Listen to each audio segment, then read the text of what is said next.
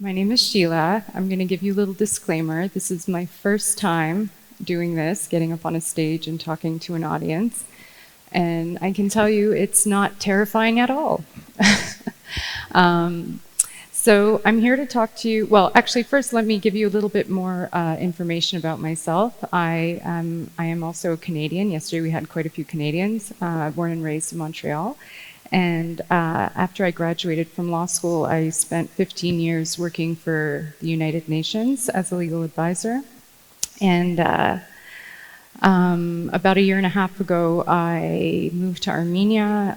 I came to help after the war, and what I thought would be a month turned out to be, I don't want to leave. Oh, wait a minute, am I touching this thing? Okay. So yeah, I live here now, and I couldn't be happier. In order for me to have been able to do that, I had to radically change the whole way that I work and my career, because as a UN staff member, you have to go where they send you to different duty stations, and I really wanted to stay here, so I became a consultant, and it's something I would never have been able to do if I still had that. Taking the risk and coming up with new ways of rendering services and doing the things that I love, which is international law, human rights, and gender. So I'm going to talk to you today about imposter syndrome. It's something that I suffered from for a really long time. And before I show you what it is, I'll show you what it looks like. This is me on my... This is 15 years ago with very long hair, graduating from law school at McGill University. I had already gotten a degree in psychology before that. So I'm actually holding 2 law degrees. We graduate with 2. And, when you graduate from anything, I guess, like it's a long and arduous process. One would be happy, and I remember all my most of my law school classmates were busy taking photos with themselves, with each other, and I was like, we need to get out of here. I'm making a run for it. I'm trying to get out because I'm like, someone's going to figure out that they accidentally gave me those law degrees, and I'm genuinely surprised. I can't believe this happened. It's sort of like I shoplifted the law degree. And I mean, yeah, I also don't know how to wear a graduation gown, but anyway. It didn't start there. It started when I got into law school. It's not an easy thing to get into law school. And I used to say, I accidentally got into law school, as if I tripped and fell into law school. These are things that we tell ourselves, but incredible how much I believed it. I just spent 3.5 years apparently, I had a scholarship getting in, I got in right away, I got awards, I got in with the highest GPA, and I'm still waiting for someone to tap me on my shoulder and say, sorry, we made a mistake, someone accidentally let you into this school and you need to leave now. So what is it? There's an actual phenomenon and a syndrome. I mean, actually, I'd like a show of hands, if I may. Does anybody know about this? Yeah, it's, oh, okay, it's not that many, but it's still a few. I don't think you can have a women's leadership or career development conference without talking about this. It's been coined since 2 years before my birth, and I only learned about it 3 or 4 years ago. And I have a degree in psychology, so I don't know how I missed it, but anyway. What is it? It's an internal experience of intellectual phoniness, particularly prevalent and intense in highly successful women who believe that they are not intelligent, capable, or creative despite evidence of high achievement. This is a really good definition. It nails it. And I really like the word phony. I just think it's a really good word. I like using it. Phony, phoniness. It's an internal experience, so it's not coming from outside. No one's telling you that you're not good enough. It starts within, it ends within. You may not even be willing to believe someone who tells you that. It's really something that goes on inside. Intellectual phoniness. It's basically like you feel like you're a fraud, you feel like you're a fake, you feel like you're fooling everyone. And it's particularly prevalent and intense in highly successful women. So this has two parts, like it's highly successful, high achieving women. Men do experience it, but they don't feel it as frequently or as intensely.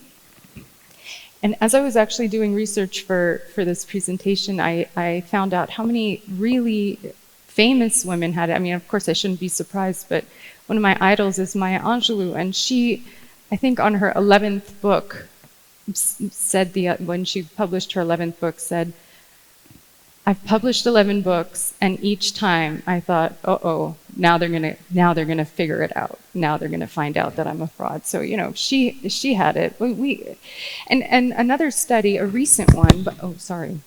See, I've never worn one of these things before either.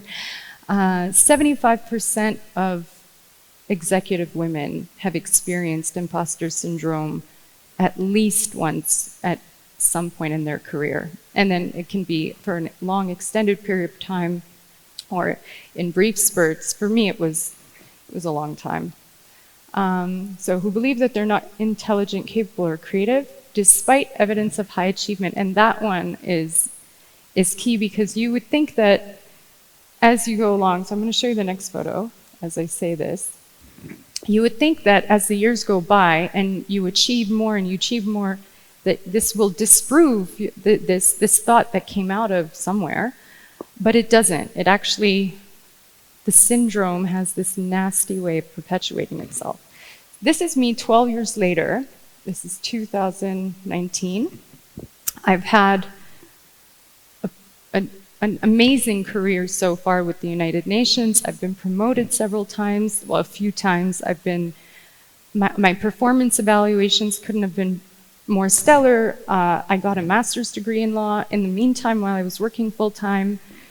And this is in The Hague. I'm working for one of the international criminal tribunals, and I had just resigned, like maybe a week or two prior to this. I'm receiving an award, by the way, for 10 years of service. They don't have one for 12. I'd been serving 12. And that's the registrar of the tribunal. I had resigned because I'd been appointed to this elite team of international experts with the Human Rights Office of the UN. It was something I wanted so much, and I worked so hard to get. I mean, I trained, I studied, I did everything. I got it. I had to resign. It entailed another promotion. And as he's shaking my hand, just like probably 2 seconds before that photo was taken, he said, "They're lucky to have you." And all I could think was they were probably desperate. They probably had 3 other people before me, nobody else after me, everybody. Look, I had 5 explanations for this that had nothing to do with my inherent ability or the fact, and mind you, I was recruited for that job right away. Like I applied, so I thought, oh, they must have not had anyone else apply. Yeah, so that's 12 years later. Why is it so hard to overcome? Because it has that self-perpetuating character where if you engage in these behaviors, and that study that was conducted in 1978 sort of was able to distill 4 types of behavior that people or women with imposter syndrome tend to engage in, and they have that like hamster wheel effect. The first one is that when you feel that you're less than or not good enough, or that you're somehow a fraud or not capable, you'll work harder. This is something I did, and women will engage in 1 or more of these, but not necessarily, definitely not all of them at the same time. Work harder, more diligent, to compensate for that lack of ability that you think you have in yourself. And by doing so, it actually pays off. Like when you work harder, you actually do have a better chance of producing better or more. Pays off, you get positive reinforcement. Your supervisor's like, wow, congratulations, you did well. And then you develop this fear that if you go in from a starting point that you do believe in yourself or you think you're going to succeed, that then you'll fail. It becomes this superstitious cycle. And I can so relate to that. It's like that culture of don't jinx it, you know? And you think you're being humble, you think you're being modest, but you're putting yourself down because you're afraid that if you build yourself up, you're going to actually fail.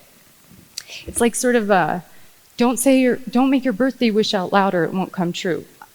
I make my birthday wishes out loud, let me tell you. So that's a trap. That's a actually very subtle trap. The second one is the phoniness becomes actually partly real because instead of actually expressing your true thoughts, your true views, or your true opinions, you know, which you obviously don't value as much because you're experiencing this syndrome, you will like look into what your supervisor's thoughts or opinions are. You'll do this research to try to mold your thoughts into what this other person wants to hear, and that's what you'll end up expressing, so that you get the approval. And once you get that, you've become the imposter. You're doing this out of fear. The third one is related. This is where you're not actually expressing thoughts of intelligence or thoughts of, you know, your views or your creative views. You're using some other way to gain your boss's or mentor's approval. You use your charm or your looks or your humor or friendliness, and you win them over. Sorry, I almost fell. You win them over that way, and then even when you win them over, and that person does give you the validation to tell you that, oh wow, you're really smart, you're really capable, you're really qualified, you don't believe them because you've won them over the wrong way. You're like, you've just discounted and disqualified them from actually rendering the right judgment because you thought you fooled them. And the fourth one, I don't relate to as much, but you know, it's still extremely prevalent, and I think probably in Armenia could be still a bit of a problem, is the fear of rejection because of the way confident or successful or independent women are perceived, or that you think they're perceived. Like, oh, you're a difficult woman, or you're a hostile woman, and you're not as feminine and therefore not as marriable. And so you behave in this way that is pleasing to the patriarchy, so that you can sort of have it both ways, but you're hiding yourself. You're ultimately doing yourself a huge disservice.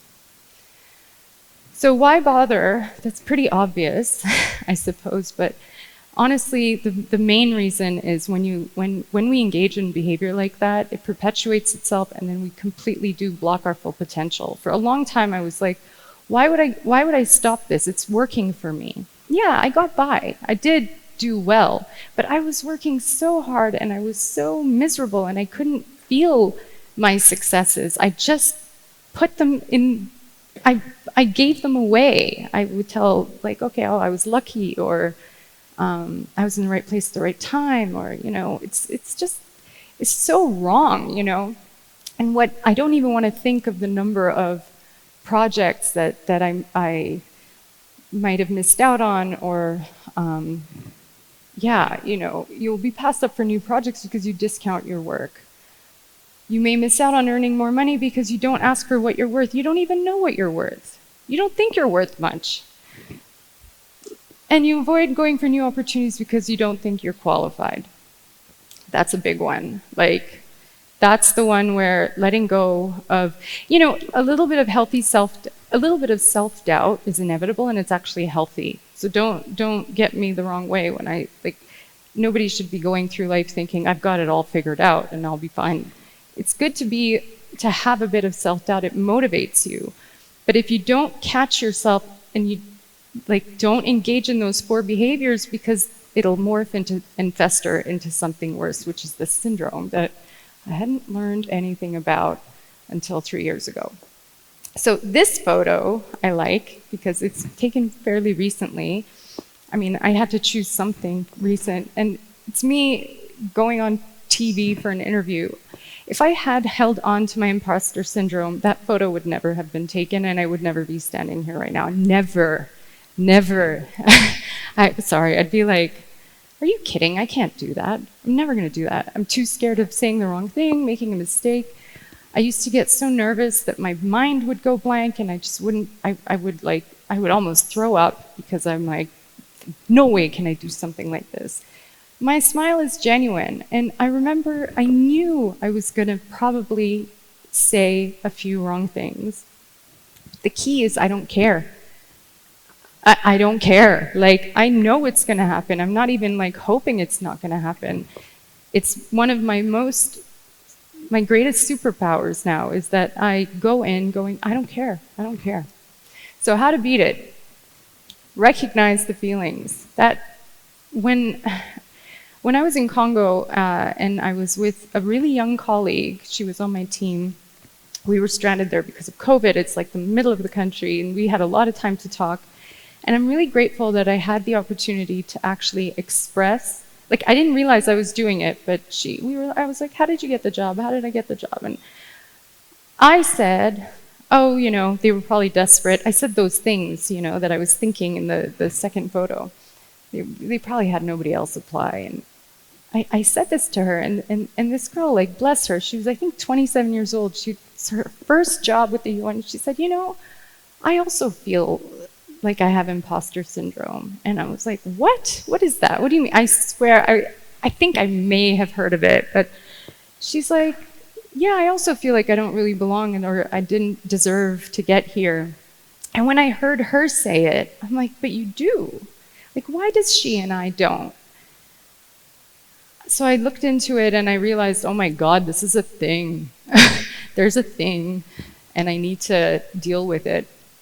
So one of my favorite ways of not dealing with it is to, like, I really just don't believe it anymore. It's like, it comes, you know, it's not that I've gotten rid of it. The thoughts still come, but I recognize them for what they are, and I say, oh, is that you again? You know, like some annoying guest that comes over and sits, like, forces themselves to sit down for coffee, and you're like, okay, demon number 32, here you are. Go for it. And like, when it's done, show them the door, get out of the way. I don't believe it. It's a fallacy. It's my brain playing tricks on me. Share thoughts, not alone. Like that example with my friend, you're not alone, seek support. This is standard advice, but it really, really helps. And rewrite the script is, like, I really encourage people to let go of that superstitious type behavior. You know, I want to be pleasantly surprised, so expect the worst and then be pleasantly surprised. You have no idea how much of an obstacle you're putting in the way of your growth and your full potential when you engage in that linguistic behavior. So don't come from a place where I'm going to fail and then hope you succeed. You know you're going to succeed. You can say that. You can say, I can do this. And be like, just experiment to be able to see how much you can get out of that mindset. No perfection. Don't cling to perfection. That's a very obvious one. I think we all know that. Nobody's perfect, la la la. But honestly, flip it. I'm going to suggest that you embrace imperfection. Your willingness to be imperfect is your greatest superpower. If you even a little bit strive for perfection, it's a block. So I'm not saying be sloppy, but more than, you know, not being afraid of it, just let it go. Progress is all that matters, not perfection. And make mistakes. Like, if you're not making mistakes, I don't understand people who like think that they can get by without making mistakes. Failure and mistakes are where the growth happens. You have to know it's coming, and if you're not making mistakes, you're not doing it right. You're doing something wrong because you're not challenging yourself. And finally, yeah, obviously, be yourself, be brave. Be brave enough to be yourself. The only time you're really being an imposter is when you're not being yourself. conforming to the patriarchal box that has been created for us. You know, if you're not someone who normally shakes hands, you know, with strength, that's fine. I'm not going to pretend to be stronger. I have skinny arms. Like, I can't do that. And I wear rings. It hurts. You don't have to wear power suits all the time. You don't have to speak with a certain tone of voice, and you don't have to adopt these views. Like, just be yourself. Be brave enough to be yourself. And, you know, I know that that's probably every single speech has a little bit of that, but I can't stress it enough. I think that's it. I'm going to say Godspeed, and I'm thanking you so much for letting me having been here today. Thank you so much.